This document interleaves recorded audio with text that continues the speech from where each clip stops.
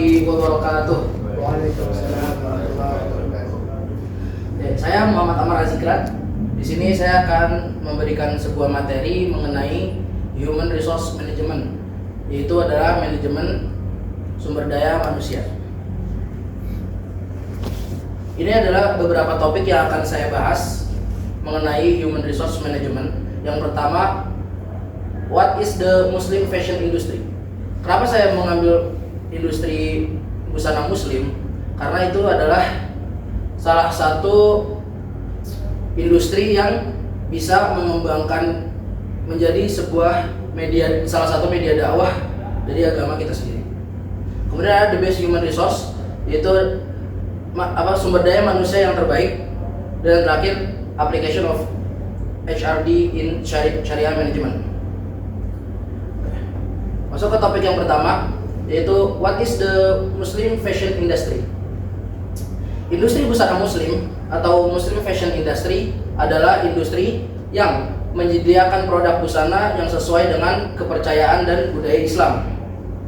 Produk-produk dari industri busana muslim dirancang untuk memenuhi syarat-syarat pakaian syar'i, yaitu pakaian yang memenuhi aturan Islam tentang pakaian yang sopan, longgar, dan menutup aurat. Sini dalam Al-Quran disebutkan oleh Allah Subhanahu wa Ta'ala. Allah Subhanahu wa Ta'ala berfirman, ya ayuhan nabiyyu qul li azwajika wa banatika wa nisa'il mu'minin yudnina 'alaihinna min jalabibihin dzalika adna an yu'rafna wa la yu'dzain wa kana Allahu ghafurur rahim. Wahai Nabi, katakanlah kepada istri-istrimu, anak-anak perempuanmu, dan istri-istri orang mukmin, hendaklah mereka menutupkan jilbabnya ke seluruh tubuh mereka, yang demikian itu agar mereka lebih mudah untuk dikenali sehingga mereka tidak diganggu, dan Allah Maha Pengampun, Maha Penyayang. Dalam surat Al-Ahzab ayat 59. Di mana dalam tafsirnya dikatakan bahwa wahai Nabi, katakan kepada istri-istrimu dan anak-anakmu dan anak perempuanmu dan wanita-wanita kaum mukminin agar mereka menjulurkan kain-kain mereka dari kepala dan wajah mereka untuk menutupi wajah mereka. Jadi di sini bagaimana Allah itu sangat memperhatikan kondisi hambanya, di mana dengan cara berpakaian saja Allah mengatur kita bagaimana kita menutup aurat-auratnya. Di mana yang kita ketahui bahwasanya aurat di dalam perempuan yaitu dari seluruh tubuhnya kecuali wajah dan telapak tangan. Kemudian untuk laki-laki banyak ikhtilaf, namun keseluruhan ulama berpendapat bahwa aurat laki-laki dari pusar hingga lutut. Kemudian sini products in the Muslim fashion industry. Jadi di sini ada produk-produk di dalam industri busana muslim, di mana ada hijab untuk perempuan, kemudian ada jilbab untuk perempuan, ada gamis untuk perempuan, jubah untuk laki-laki, koko untuk laki-laki, dan sarung untuk laki-laki. Oke, baik. Kemudian di sini ada benefit of implementing syariah. Jadi di sini ada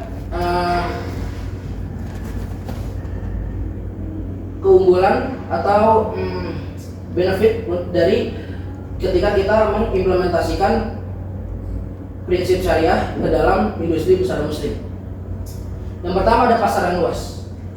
Di sini bisa dibaca, industri busana muslim ini sangat berpotensi untuk mendapatkan pasar yang luas, terutama pada negara Indonesia, di mana kita ketahui Indonesia adalah dikenal sebagai umat muslim terbanyak di dunia.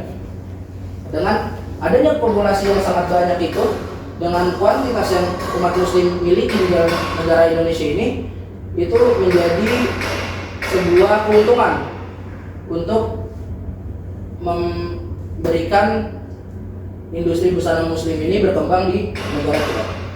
Kemudian ada potensi ekspor.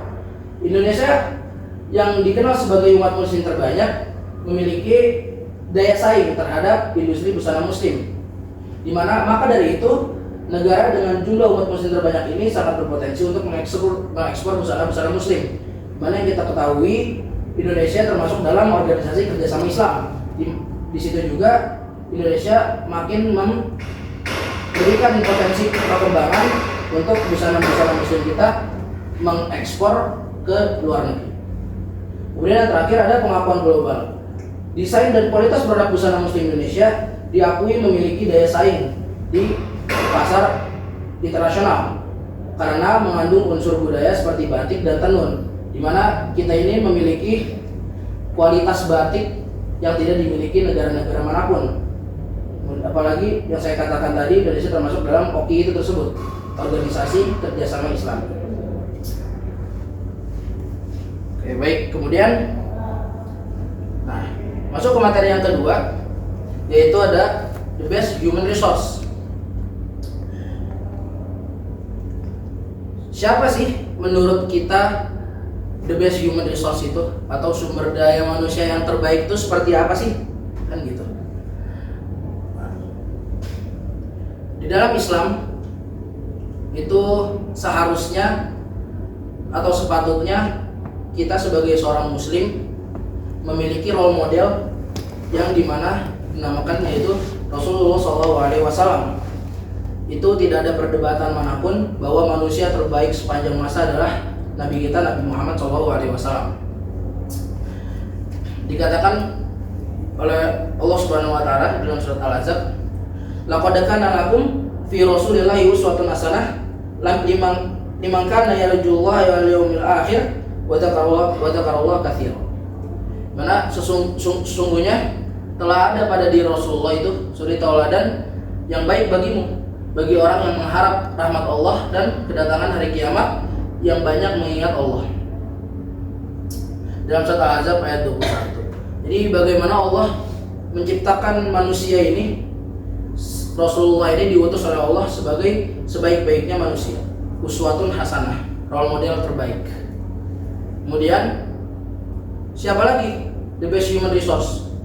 Kemudian ada para sahabat. Sahabat Nabi adalah sebutan bagi muslim untuk orang-orang yang mengenal dan melihat langsung Nabi Muhammad SAW, membantu perjuangannya dan meninggal dalam keadaan beragama Islam. Jadi Rasulullah SAW bersabda dalam hadisnya, khairul ummati fil qarni tsumma alladziina yalunahum tsumma alladziina yalunahum. Yaitu sebaik-baik umatku adalah pada zamanku, kemudian setelahnya, dan kemudian setelahnya, dikatakan Rasul. Jadi siapa yang dimaksud oleh Rasul?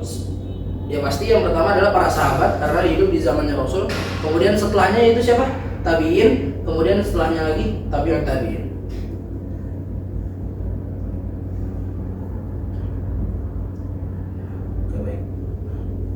Kemudian di sini how to become a great human resource with Sharia principles. Jadi bagaimana sih kita menjadi seorang yang salah satu di antara sumber daya manusia yang unggul atau terbaik dengan prinsip syariah. Pertama, dilihat dari urgensi tauhid. Di mana urgensi tauhid ini merupakan perintah Allah yang paling utama dan juga seruan pertama dakwah Rasulullah SAW kepada kaumnya. Jadi inilah manhaj atau metode dakwah para nabi yang mengokohkan akidah terlebih dahulu sebelum yang lainnya. Jadi ketika Allah mengutus Rasul atau nabi-nabi sebelumnya kepada kaum-kaumnya, jadi yang pertama ditekankan oleh Nabi SAW yaitu tauhid mereka, atau keteguhan hati mereka untuk menyembah Allah Subhanahu Wa Taala. Jadi meyakinkan bahwa tiada Tuhan itu selain Allah, la ilaha illallah. Dan akidah ini merupakan kewajiban paling pertama bagi mukallaf. Jadi Nabi SAW bersabda ketika mengutus Mu'adz ke Yaman, salah satu sahabatnya. Kemudian Nabi bersabda, sesungguhnya kamu akan mendatangi suatu kaum ahli kitab. Maka hendaknya yang pertama kali kamu serukan kepada mereka adalah supaya mereka mentauhidkan Allah Ta'ala. Di riwayat Bukhari dan Muslim. Jadi seberapa urgennya tauhid ini untuk menjalani 24 jam kehidupan kita yang telah diberikan oleh Allah. Kemudian ada bekerja sama dengan ibadah. Jika kerja adalah ibadah dan hukum ibadah pada dasarnya adalah wajib, maka hukum kerja pada dasarnya juga wajib. kewajiban ini bersifat individual atau fardhu ain, sehingga tidak bisa diwakilkan kepada orang lain, sehingga individual tersebutlah yang akan mempertanggungjawabkan amal masing-masing. Jadi ketika kita mempunyai prinsip bahwa bekerja adalah ibadah, itu akan memberikan kesan lain di antara orang-orang di sekitar kita. Jadi ketika prinsip itu telah dipegang oleh kita bahwa bekerja adalah ibadah, itu akan terasa lebih ikhlas. Jadi ketika Allah menetapkan sesuatu atau mentakdirkan sesuatu, kita ini adalah ketetapan Allah yang kita tidak tahu ke depannya bagaimana. Jadi apa yang menurut kita baik belum tentu menurut Allah baik, dan apa yang menurut kita buruk belum tentu menurut Allah buruk. Kemudian di sini ada jihad sebagai etos kerja, yaitu kualitas mujahadah dalam bekerja pada konteks manfaatnya, yaitu untuk kebaikan manusia sendiri agar nilai guna dari hasil kerjanya semakin bertambah, sehingga bekerja dengan semangat jihad menjadi kewajiban setiap muslim dalam bertawakal sebelum menyerahkan hasil akhirnya pada keputusan Allah.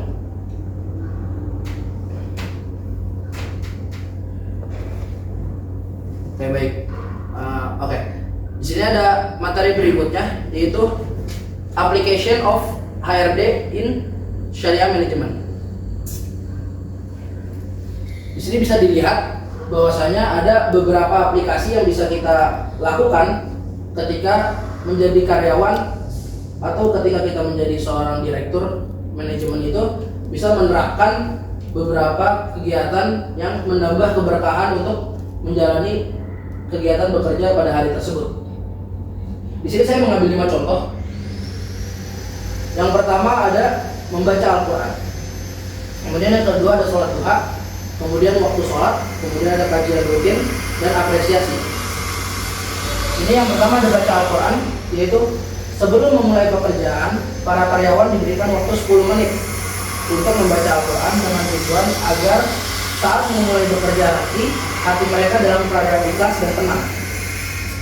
Jadi ketika sebelum melakukan aktivitas pekerjaan itu dimulai, bisa mengaplikasikan membaca Al-Quran itu kepada karyawan-karyawan dan juga manajemennya yang lainnya. Jadi agar pekerjaan kita pada hari tersebut diberkahi oleh Allah Subhanahu wa Ta'ala. Kemudian yang kedua ada sholat duha, yaitu ada memulai pekerjaan dengan menganjurkan para karyawan untuk melaksanakan sholat duha. Beri kemungkinan 10 sampai 12 menit lah cukup untuk sholat duha bagi karyawan dan para manajemen lainnya. Juga sama agar menjadikan kegiatan hari tersebut ketika bekerja itu terasa ikhlas, terasa tenang, dan mendapat keberkahan dari Allah Subhanahu wa Ta'ala. Beberapa manfaat sholat duha yaitu saat tadi bisa memberikan keberkahan terhadap kegiatan yang akan dijalani pada hari tersebut. Kemudian yang ketiga ada waktu sholat.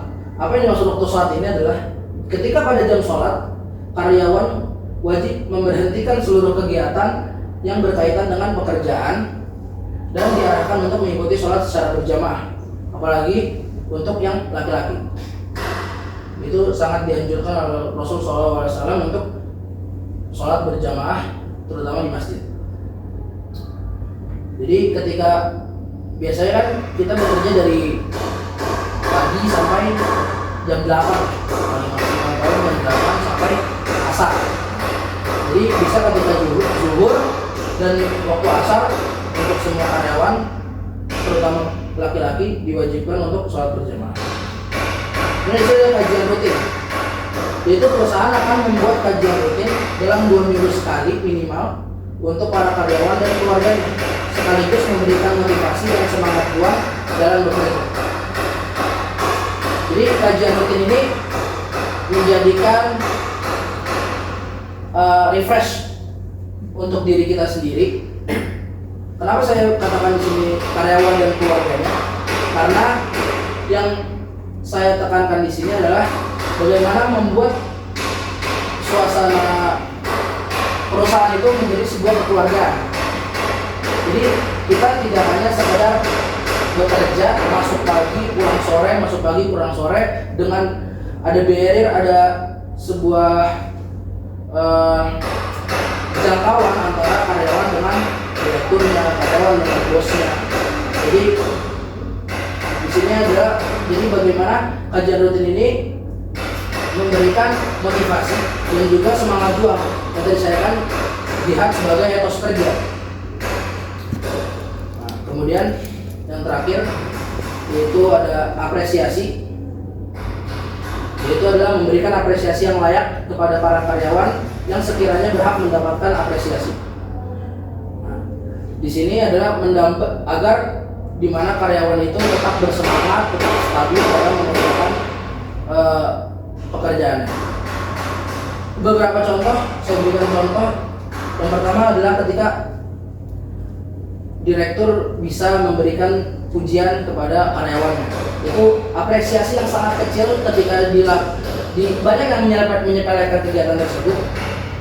Tapi sebenarnya dalam hati karyawan itu sangat, saya diapresiasi oleh bos saya, jadi bisa semangat lagi gitu dalam bekerja.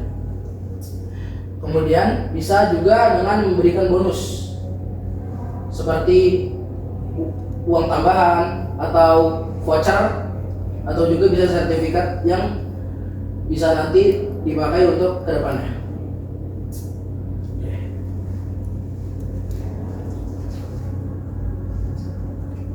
Jadi tadi beberapa materi yang saya sampaikan mengenai manajemen sumber daya manusia dengan prinsip syariah, di mana tauhid dan beberapa prinsip yang bisa dipegang secara syariah itu bisa menjadikan perusahaan ini menjadi berkembang dan juga menambah keberkahan dalam perusahaan itu.